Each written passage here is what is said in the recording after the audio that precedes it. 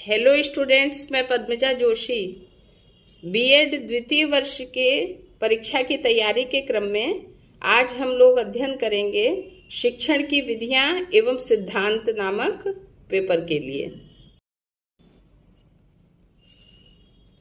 आज हमारा टॉपिक है मुक्त विश्वविद्यालय, ओपन यूनिवर्सिटी।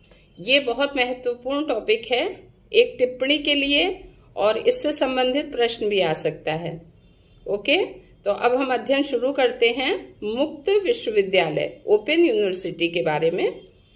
औपचारिक शिक्षा प्रणाली की कमियों को दूर करने अथवा आधुनिक संप्रेषण तकनीकी का शिक्षा के प्रसार में उपयोग कर सकने हेतु भारत में भी शिक्षा की किसी वैकल्पिक प्रणाली की तलाश की जा रही थी। इसी बीच 1969 ईस्वी में ब्रिटेन में मुक्त विश्वविद्यालय की स्थापना से भारतीय शिक्षा नियोजकों और नीति निर्धारकों को ऐसी वैकल्पिक प्रणाली अपनाने हेतु बल मिला।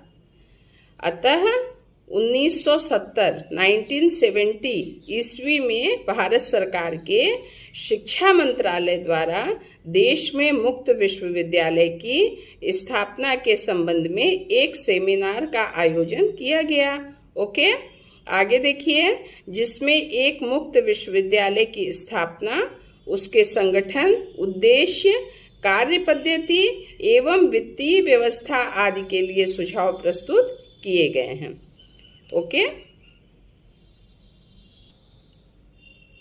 आगे देखिए, 1975 ईस्वी में श्री जी पार्थ सारथी की अध्यक्षता में, किसकी अध्यक्षता में? 1975 ईस्वी में श्री जी पार्थ सारथी की अध्यक्षता में एक कार्य दल का गठन हुआ, जिसने अपनी रिपोर्ट प्रस्तुत कर खुले विश्वविद्यालय की प्रकृति, संगठन एवं वित्तीय व्यवस्था के बारे में अनेक सुझाव दिए। सन 1982 में देश की शैक्षिक आवश्यकताओं की दृष्टि से केंद्रीय विश्वविद्यालय की कार्यशैली की जांच हेतु डॉक्टर माधुरी आर शाह की अध्यक्षता में एक समिति गठित की गई।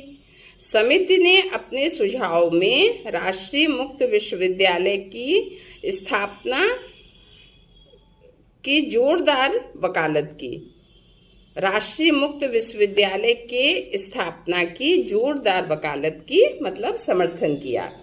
यद्यपि राष्ट्रीय मुक्त विश्वविद्यालय की स्थापना के संबंध में श्री पार्थ सारथी तत्कालीन कुलपति जवाहरलाल नेहरू विश्वविद्यालय समिति द्वारा प्रस्तुत रिपोर्ट के आधार पर तैयार किए गए विधेयक के प्रारूप एवं उसके परिणति की कोई सही जानकारी नहीं है, किंतु 1984 में इस विचार ने पुनः जन्म लिया।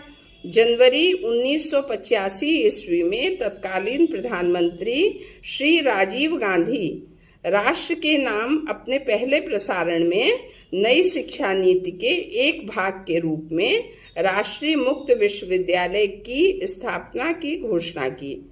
इस घोषणा को कार्यरूप प्रदान करने के लिए शिक्षा मंत्रालय द्वारा प्रख्यात शिक्षाविदों, मतलब जो शिक्षा के क्षेत्र के जो वैज्ञानिक थे, महत्वपूर्ण लोग, शिक्षाविद मतलब शिक्षा के विद्वानों की एक समिति गठित की गई, और इस समिति के रिपोर्ट के आधार पर संसद के दोनों सदनों ने अगस्त 1985 ईस्वी में एक विधेयक को मंजूरी देते हुए 20 सितंबर 1985 ईस्वी को इंदिरा गांधी राष्ट्रीय मुक्त विश्वविद्यालय की स्थापना की गई। ये पंक्ति बहुत इंपॉर्टेंट है, ध्यान दें एक बार। इस समिति की रिपोर्ट के आधार पर संसद के दोनों सदनों ने अगस्त 1985 ईस्वी में एक विधेयक को मंजूरी देते हुए 20 सितंबर 1985 ईस्वी को इंदिरा गांधी राष्ट्रीय मुक्त विश्वविद्यालय की स्थापना की गई। Okay students, thank you.